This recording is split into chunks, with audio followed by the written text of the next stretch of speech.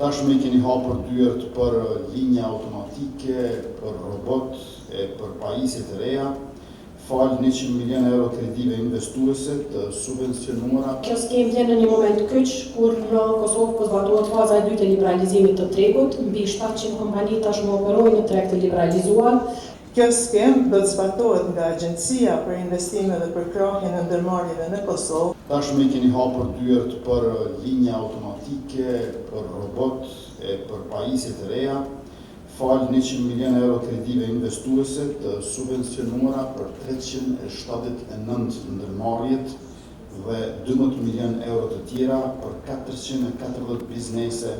të cilët e zgjeruan kapacitetin pa rrezikuar bilancën. Për këtë jemi siguruar që të shfrytëzojmë edhe për krahjen e mëlgatës tonë përmes emitimit të bonëve të thesarit në vlerë prej 10.4 milion euro, të cilët kanë mundësuar investimet për prodhuesit vendor. Si vazhdimësi e investimeve që kemi bërë deri më tani, skema të cilën po e prezantojmë sot është reflektim i dy prioriteteve të qeverisë sonë. E para,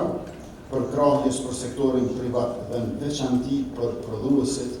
dhe për rritjen e konkurrueshmërisë së produkteve vendore,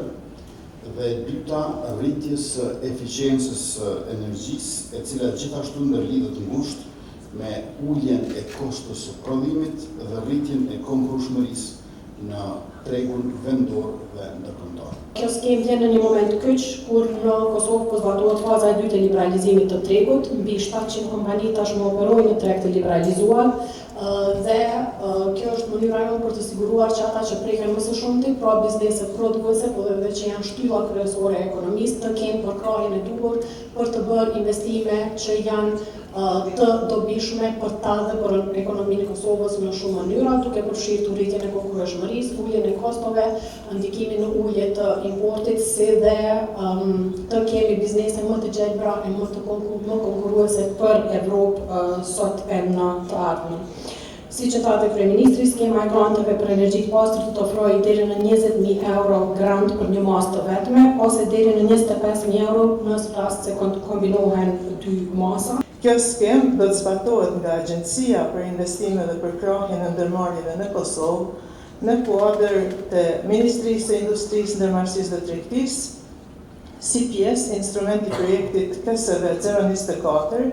me financim nga Dukati i Madh i Luksemburgut. Në këtë skemë, pra, siç përmendi ministra, do të kenë fokus ndërmarrjet më të prekura nga tregu i hapur i energjisë elektrike, projekte të cilave synojnë të rrisin eficiencën e energjisë dhe përdorimin e energjisë së rinovueshme brenda ndërmarrjeve. These schemes demonstrates Luxembourg concrete hands-on support for the private sector development. These measures will lower energy costs, enhance competitiveness, and reduce greenhouse gas emission, equipping young people in Kosovo with the skills needed for sustainable jobs. Through these combined efforts, Luxembourg reaffirms its long-term commitment